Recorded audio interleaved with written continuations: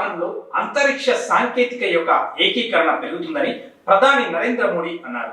సాంకేతికత వల్ల పంటల బీమా, విపత్తు నిర్వహణ, మౌలిక సదుపాయాల ప్రణాళిక రంగాలపై సాంకేతిక ప్రభావం తీవ్రంగా ఉంటుందని మోడీ చెప్పారు.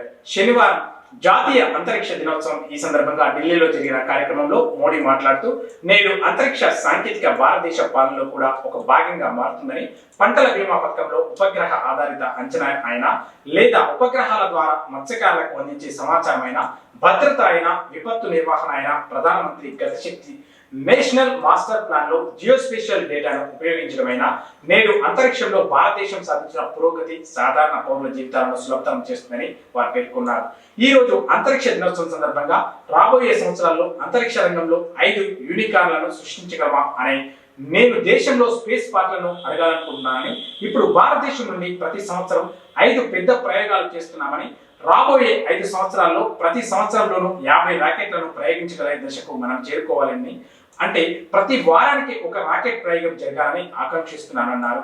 దీనికి ప్రైవేట్ రంగం ముందుకు రావాలని కోరుకుంటున్నట్లు మోడీ పేర్కొన్నారు. ఇక ఈ కార్యక్రమంలో భారత అంతరిక్ష పరిశోధన సంస్థ అధిపతి వి నారాయణన్ మాట్లాడుతూ, చంద్రయాన్ 3ని మిషన్ విజయానికి ప్రధానమంత్రి నరేంద్ర మోడీ దార్శనికత నాయకత్వం కారణమని ఆయన ప్రకటించారు.